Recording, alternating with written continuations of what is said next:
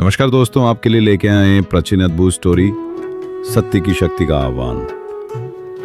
प्राचीन भारत में जहां नर्मदा नदी के तट पर ऋषियों के आश्रम ज्ञान और साहस के प्रतीक थे, जीवन के गूढ़ रहस्यों को एक अनोखी शैली में सिखाया जाता था।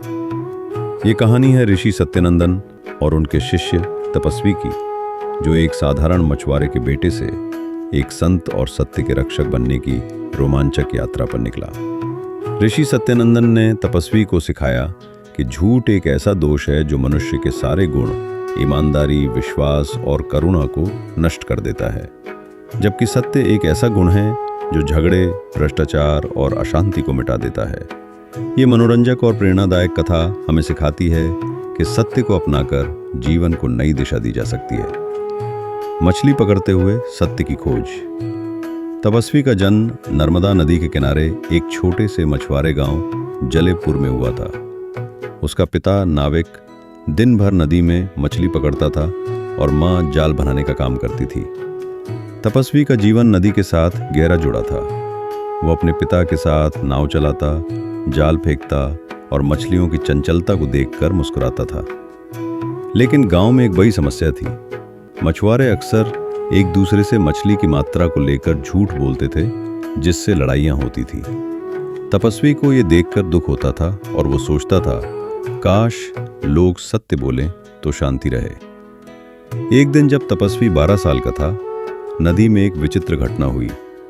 उसने देखा कि एक सुनहरी मछली उसके जाल में फंसी थी, जो बोल रही थी, मुझे छोड़ दो और मैं तुझे सत्य का मार्ग दिखाऊंगी।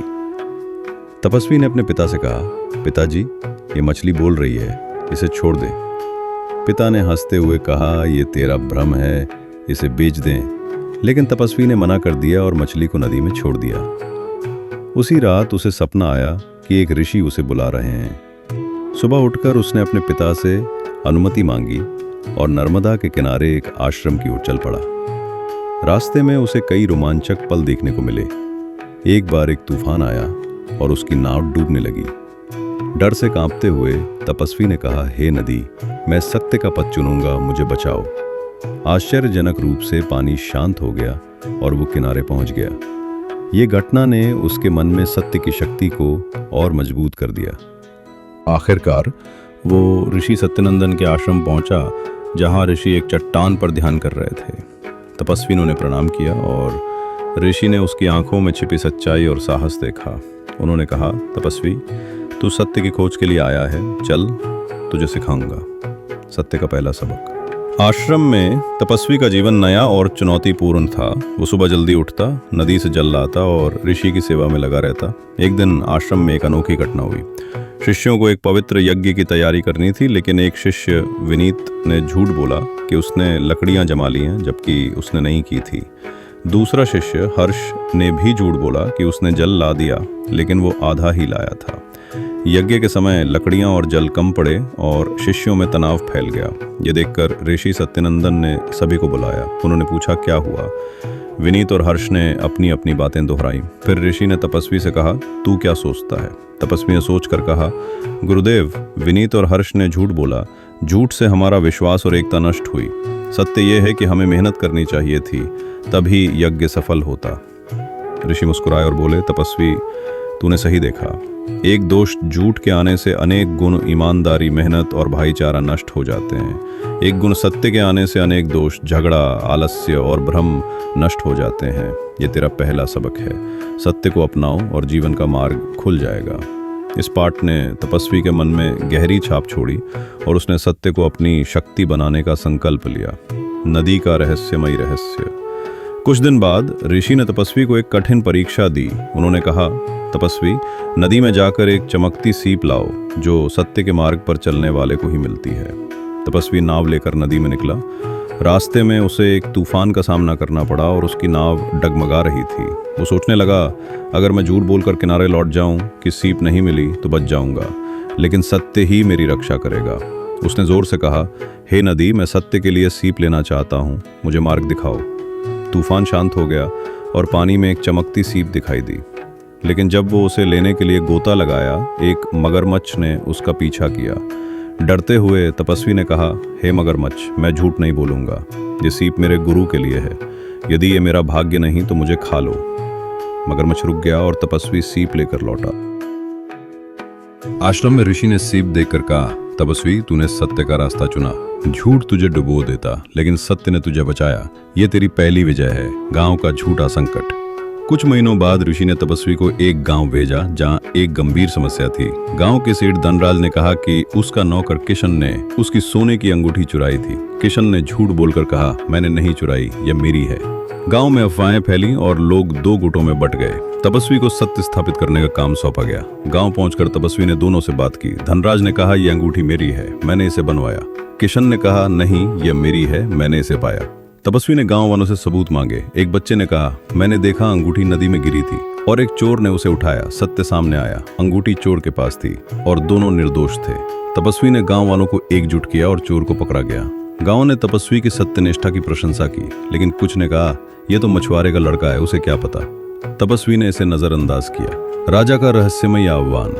एक दिन एक संदेश आया कि राजा चंद्रगुप्त का दरबार एक बड़े रहस्य से जूझ रहा है। दो व्यापारियों सोम और तेज के बीच एक माणिक का हार विवाद में था। सोम ने कहा, यह हार मेरा है, मैंने इसे खरीदा। तेज ने कहा, नहीं, यह मेरा है, मैंने इसे बनवाया। राजा ने ऋषि सत्यनंदन से मदद मांगी और ऋषि ने तपस्वी को भेजा। दरबार में पहुंचकर तपस्वी का सामना विद्वानों और व्यापारियों से हुआ। सोम ने कहा, यह मछुआरे का लड़का क्या समझेगा व्यापार। तपस्वी ने शांत होकर कहा, महाराज, सोम कहता है हार उसका है, तेज कहता है उसका है, लेकिन सत्य यह है कि यह हार राजकुमारी का है जो चोरी हो गया था। राजा ने जांच की और सत्य सिद्ध हुआ। तपस्वी की बुद्धिमानी से दरबार ने सही फैसला लिया और राजा ने उसे सम्मानित किया। जंगल का दैवीय संकट। तपस्वी की प्रसिद्धि बढ़ी, लेकिन उसका जीवन कठिनाइयों से भरा रहा।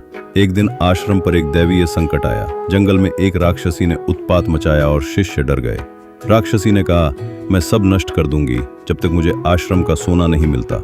शिष्यों में अफरा तफरी मच गई और कुछ ने झूठ बोलकर कहा, सोना नदी में है। राक्षसी ने नदी को तबाह करना शुरू कर दिया। तपस्वी ने ऋषि से पूछा, गुरुदेव, क्या करें। ऋषि ने कहा, सत्य का सामना करो।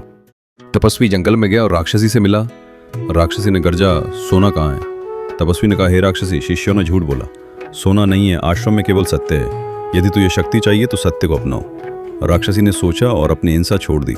उसने ज्ञान मांगा और तपस्वी ने उसे सिखाया। ये घटना आश्रम में चमत्कार बन गई।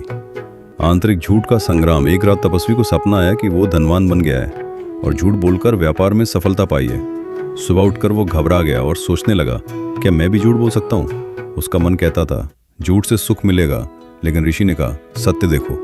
तपस्वी ने ध्यान किया और पाया कि सपना माया था।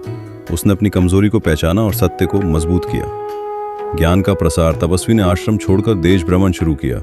वो गांव में जाकर लोगों को सत्य का पाठ पढ़ाता। एक बार एक राजा ने उसे बुलाया और कहा, तुमने मेरे राज्य में शांति लाई, क्या चाहते हो। तपस्वी ने कहा, महाराज, मुझे धन नहीं, सत्य का प्रसार चाहिए। राजा ने उसे आशीर्वाद दिया।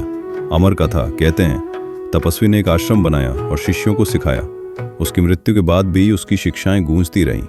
ऋषि सत्यनंदन ने कहा, तपस्वी ने साबित कर दिया कि सत्य ही जीवन का आधार है। निष्कर्ष, सत्य का विजय। तपस्वी की कहानी हमें सिखाती है कि झूठ एक ऐसा दोष है जो शांति, विश्वास और एकता को नष्ट कर देता है, लेकिन सत्य एक ऐसा गुण है जो झगड़े, ईर्ष्या और अशांति को मिटा देता है। सत्य को अपनाकर जीवन को पवित्र बनाएं। अगर ये कहानी आपको अच्छी लगी तो वीडियो को लाइक करें, कमेंट करें, चैनल को सब्सक्राइब करें ताकि हम आपके लिए ऐसी प्राचीन स्टोरी लाते रहें। धन्यवाद। आपका प्रेरक साथी वेदार्श।